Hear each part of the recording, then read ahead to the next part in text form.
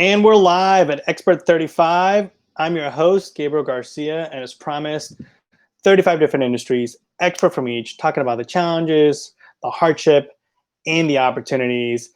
And today we're going to talk about all those stress, all those things that are changing the way we eat, the way we justify what we eat. And we have our nutritionist, Shana Tatum, back again. Thank you for coming back, Shana, Expert 17. My pleasure. I'm so happy to be here, Gabriel. Thank you. It's so great having you. Before we start, though, I mean, one of our experts had a accident last week. He passed away. Sal was one of our audiologists and just brought so much to us. In fact, even to me and Sarah, and I wanted to thank his family. And from the bottom of our heart, we're going to miss him dearly. He taught me a lot in the little time that I knew him in terms of relationship and how important hearing is. And we're going to post on the page information about how to continue in his legacy. People are going to be donating towards children, at-risk children that have trouble hearing. And it was just such a wonderful experience to hear what drove him. His passion for hearing and listening was because of his father. And I hope that's something we all take on and really take on our passion.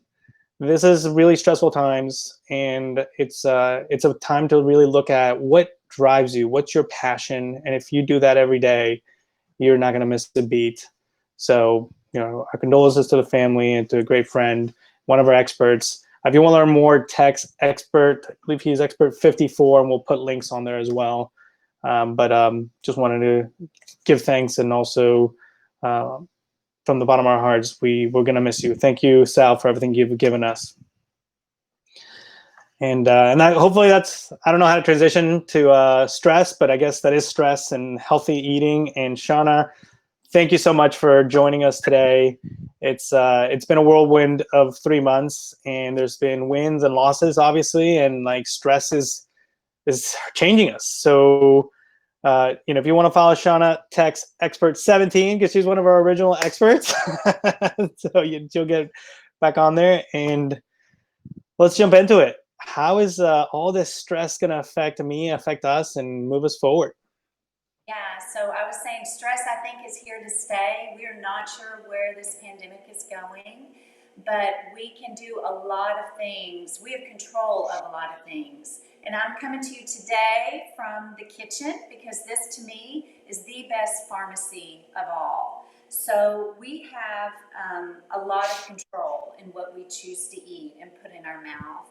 Stress can affect us in ways that show up in different forms. But stress and nutrition are easy things that we can handle with a good diet. So with a diet that's rich in colors, you've probably heard about eating the rainbow. Yeah. It's so easy to do that. So, and we can see the rainbow. We can see the rainbow next to you. I mean, you've got all kinds of yummy fruits and vegetables and then every day, keep them on your counter so that when you want some kind of carby, salty snack, choose an apple, or like peaches right now are in season and they're so sweet, full of good fiber, full of good phytonutrients, really help you. What are some of the signs we should look for in terms of, changes that we're going through? Well, sometimes stress can have a pretty big impact on us. Our GI tract starts in the mouth, includes the esophagus, goes down to the stomach, the small intestines, to our colon, and including our anus. And all along that tract, we have microorganisms, actually around 100 trillion microorganisms, which really we're more bacteria and yeast than we are human cells. And that is amazing to think about. But these microorganisms do all, they're like peaches right now, are benefits that it gives us. One of those would be it synthesizes vitamins like vitamin B12 and biotin and folic acid. It helps to regulate our neurotransmitters. Gabriel, did you know serotonin, one of our main neurotransmitters in the brain that help us feel good, is made in the gut? Really? So that can help also regulate anxiety. Even some of my patients who have a depression when we really look at the gut and determine the things that they're eating and clean up around the edges with their diet, then we can start to see some changes in the symptoms of anxiety and depression. So anxiety, depression, you might have changes in your bowel habits. If you're very high stress, it changes the motility of the intestines. Stress can do that. It can contribute to things like IBS, irritable bowel syndrome, or IBD, inflammatory bowel disease. So it's really important that we can start to understand what those underlying causes of stress are so that we can look to the diet to help improve that. I've got a great question from Jennifer, and I can't post it for some reason, but she says, how do you combat cravings? Cravings, I know they're tough. You know, when the pandemic first hit, I couldn't stop making granola. I love homemade granola. It's super easy to make. I have a recipe on my website. It was so filling to me, but I think the thing really about it was reminiscent of something that I ate when I was younger, you know, like cereal, and that was a comforting thing for me. So oftentimes we need to look behind the craving to see what really is motivating us to eat that food or crave that food. Sometimes cravings can also come when we have an imbalance in our nutrients, which that I mean, if we're just eating something that's really carby or heavy in carbohydrates, not balanced with a fat or a protein, then that can cause more cravings because carbohydrates are very quickly processed in the body, and that glucose that it converts to is absorbed rapidly. So if we temper it with some fat or with some protein, like if you eat an apple with some nut butter or maybe a slice of cheese, it's going to slow down your absorption of that glucose, which will probably reduce your cravings. It's so important, right? And with especially with all this stress. Shana, can you speak a little louder? I think some of our listeners are telling us it's a little hard to hear you. But Sure. Soft-spoken Texas way. I will increase that. Thank you, listeners. I appreciate it. we've got another great question saying, what are alternatives to fruit? They don't like fruit. Tips to fruit. Well, vegetables are going to provide a lot of good phytonutrients. Phytonutrients meaning plant nutrition. And, you know, you can have carrots, sweet potatoes, avocado, any of the leafy greens, radishes, squash, really asparagus, just any kind of vegetable is going to provide a lot of good nutrition for you. And I'm trying to get some of these questions on. It looks like we're having a little bit of technical difficulties, but a lot of people are talking about, well, so they're children, right? How do you balance the fact that they're not used to cooking, right? And they're saying, I struggle making a quick meal that's healthy, right? So I don't want to just go to the freezer. What do you say to that? So now the grocery stores during the pandemic and even a little bit before, they have been providing some prepared meals. And when you look for those prepared meals, it's really better to look for things that are going to have the protein plus the vegetables without a lot of the sauces. You can help to avoid unnecessary inflammatory oils and hidden preservatives if you look for more of those prepared foods that don't have all of those fancy sauces. Although I know it tastes good, it may not be the best thing for your health. The other tip that I give my patients is in the produce section, oftentimes there are many pre-bagged vegetables that are already cut, already peeled, just in the bag. Green beans, sweet potatoes that can be used baked in the oven as sweet potato fries, or cubed butternut squash that can be roasted. One of my favorites lately is it's a sliced Brussels sprouts. So they've taken the Brussels sprouts, sliced it all up. All you do is open the bag, pour it into a pot of boiling water till it gets really bright green, only about 3 or 4 minutes. You add olive oil, a little bit of diced onion, just a little bit of honey, salt, and pepper, and some diced up apple, and it makes a delicious side salad. And that's full of fiber, full of good B vitamins, full of pectin from the apple. So a lot of nutrition you can find already cut down in time for you in the produce section. I got a great question. I'm going to have to type them in just because for some reason I can't publish them. But Jennifer's asking, what is your cheat food? What is my cheat food? Probably tortilla chips. I love tortilla chips with some good salt. Now tell me a little bit about that, because there's a pretty big difference between like corn chips and flour chips, right? In terms of fat, cholesterol, and those pieces. What do you know, a lot of people, especially in, for instance, my diet, because I was, I had higher cholesterol. They told me, hey, take out all the flour and take out the flour tortillas. And I guess because there's lard in it, what's your take on that? Yeah, well, the trouble with cholesterol is it's really more of a regulation of your triglycerides. So reducing anything that's going to raise your triglycerides, which would usually be carbohydrates, because triglycerides are kind of the fat that the liver is going to store when we have an abundance of energy. So reducing your carbohydrates, whether it's by flour tortillas or corn chips, that's probably the secret that you discovered.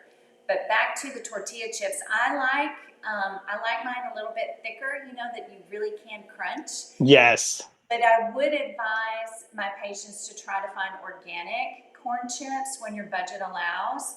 Soy, corn, and wheat are three of the most sprayed crops in America with herbicide. You've probably heard about glyphosate.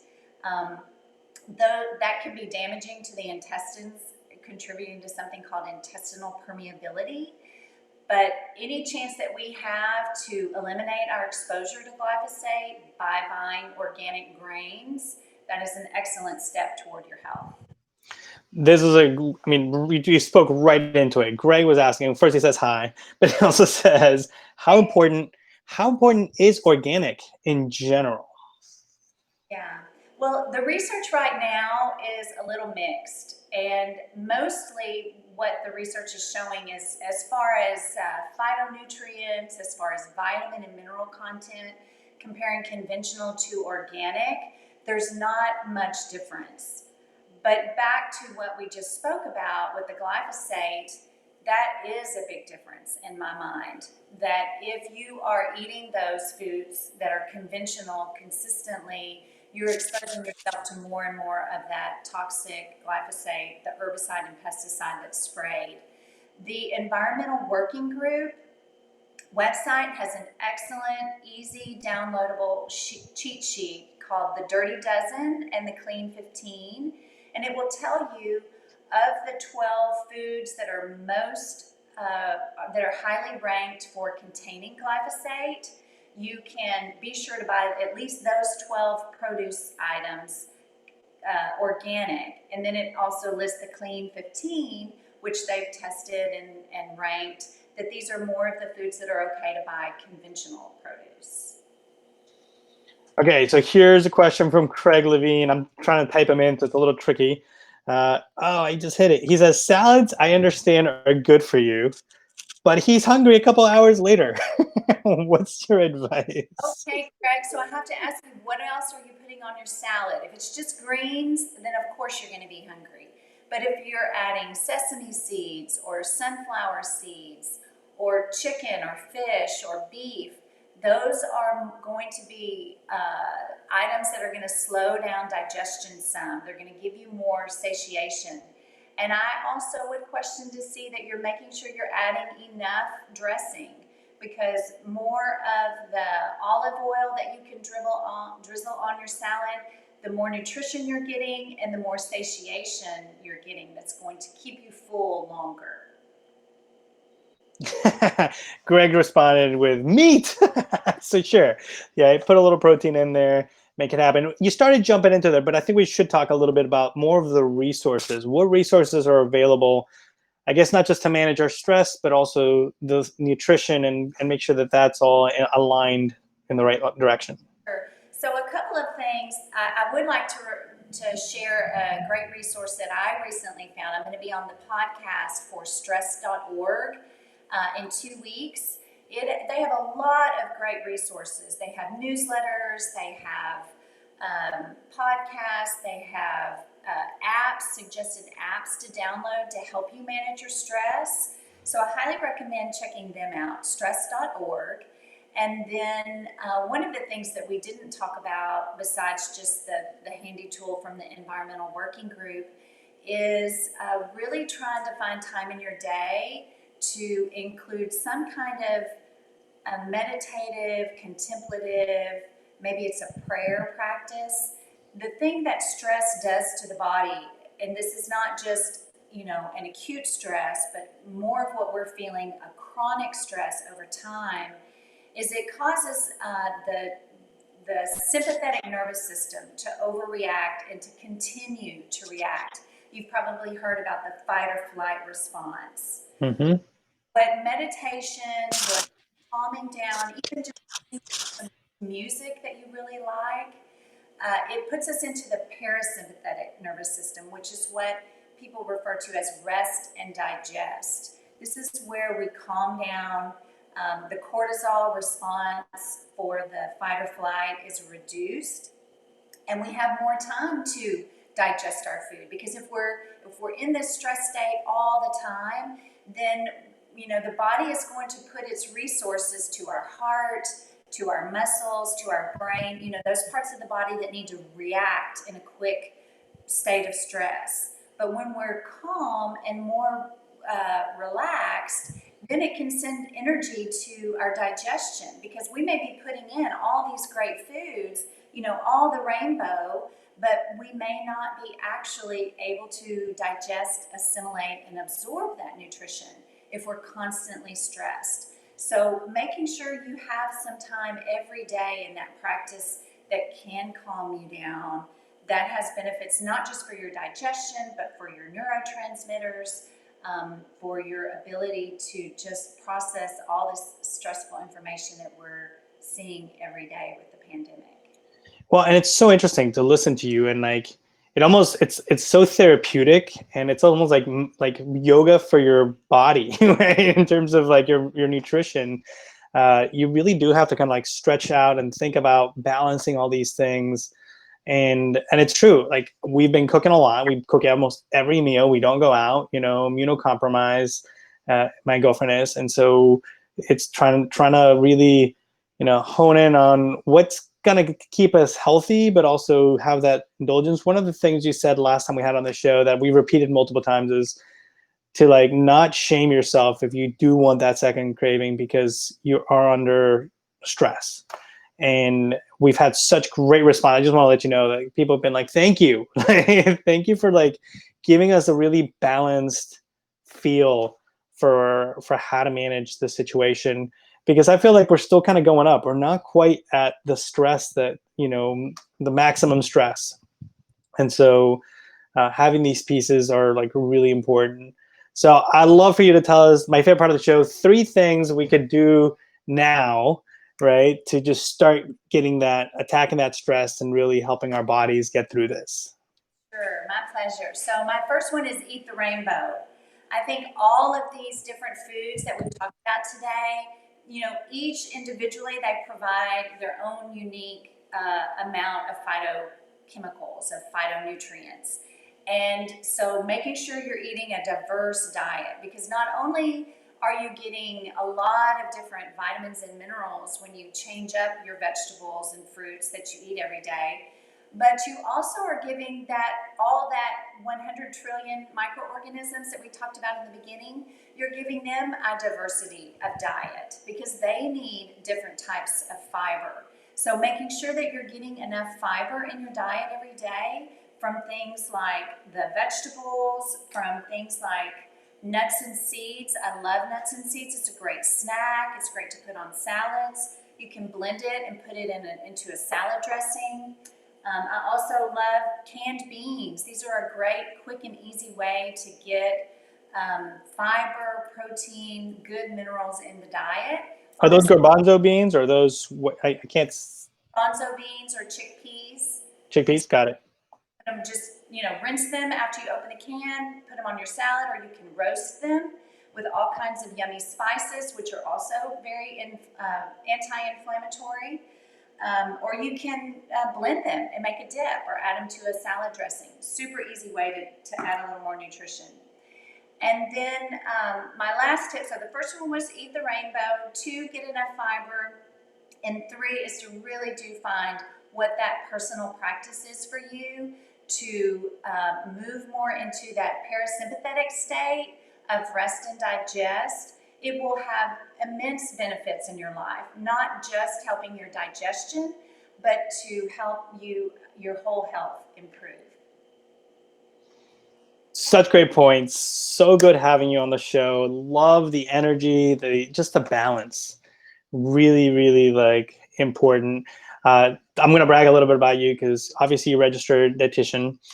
What's the process? What would you recommend if somebody is obviously struggling and they need that extra, they need that support? And so the type of support you can do, somebody like you obviously provides a couple of reviews, like you'll do a consultation call with them as well. But how can they find somebody in their area? It's probably helpful to find somebody local. I guess even through COVID, you can probably do Zoom. So tell us some of that process. How can they get engaged with somebody like you? So I am providing telehealth services through COVID. So you can obviously reach out to me. I do provide a complimentary consultation just to kind of talk through what your challenges are and maybe to help you find some other resources. You can also search on the Institute for Functional Medicine website. They have a great find a practitioner tool so that you could find somebody local to you if you're not in Texas. Also the Academy of Nutrition and Dietetics, they have a good research search tool too that you can put in your zip code or your state and find a dietitian that maybe could help you locally. Thank you so much for what you do. I mean, I'm always feeling less stressed now just from listening to you. It's such important, so timely, especially because things are just going to get tougher, right? And as budgets shrink, the ability to buy organic, the ability to buy the healthy food is harder and harder. And we're doing runs every 2 weeks, so I love that you bought out the canes and the seeds because that gives us other ideas of like, okay, here's alternatives to run in there. But do check at the expiration date. I did buy something the other day that expired in like 2019. So that's important.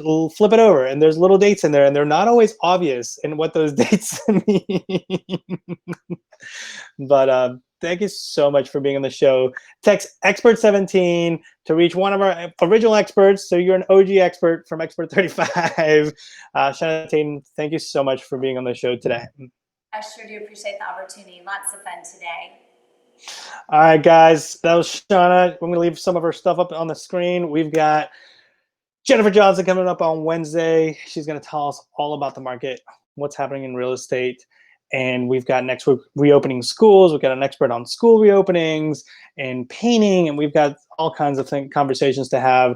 Would love to have you guys join us. Text Expert35 to learn more how you can join us on the show. And leave your comments below. We'll answer them. We'll get to them. We're going to release Shana on there as well to really get in there and share all her knowledge and all the little bits she said. She said so much in the conversation that we're going to put in the comments so that you can track. Thank you for joining us on Expert35. We'll see you guys soon.